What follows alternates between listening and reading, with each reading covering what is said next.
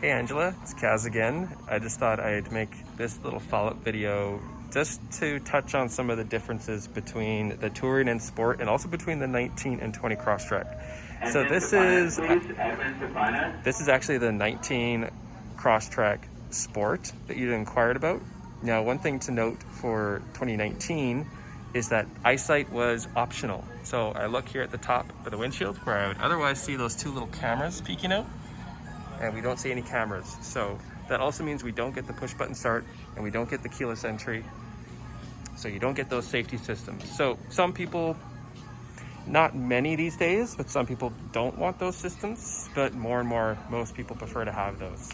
Also worth noting that on 2019, it had a halogen fog light bulb, not the LED that we have now. Now this is one feature that will be standard on 19 and 20, is it has an LED steering responsive headlight. So this headlight will actually look into the corner depending on your speed and steering angle. Aesthetically, for the most part, it's gonna be the same wheel, same tire. We still have the heated mirrors, although now on a 19 or 20, we would get a blind spot detection on the inside of both mirrors. You can just kind of see it over there as well. Now on the inside, there's a few little differences as well. Now we see the same sort of two-tone interior, but now we have a leather bolster, so subtle difference there. Still has the leather steering wheel. We still have that orange stitch running through it, but now we see it on the dash as well. Little difference. Also looking inside, we do get a slightly larger screen. So we have an 8-inch screen up from the 6.5-inch screen.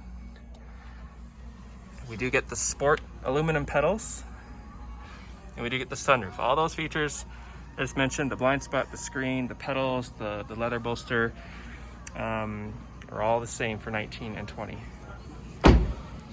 Now, one other thing to note too, this being a 19 does not have eyesight, means it does not have the reverse automatic braking and parking sensors. So this one does not, but if this was a 2020 Sport, it would have it, and we would see some little sensors built into the back of the bumper. So it'll actually brake automatically for you if you were backing up, going a little too fast, a little too hot, or maybe you didn't see something behind you. So hopefully that was informative. So now you'll know the key differences between the 19 and the 20 touring and sport, and then you'll be better able to make an informed decision on which one you like. As I think you can agree, the 20 is a good package. It's a good year for Subaru in general, especially when you factor in that you're also getting that Starlink connected services, so you are able to start the car from your phone. That's a feature that was not available at all in 2019. All right, so there you go. Oh, I almost forgot. Your husband had a question.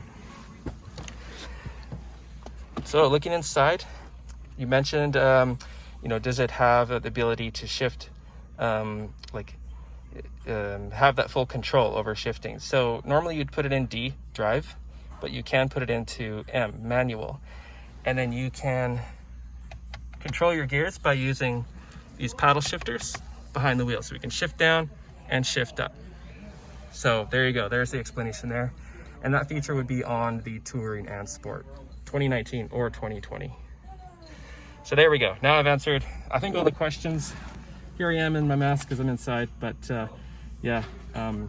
again, more questions, fire them at me. Happy to help. Take care, guys. Bye.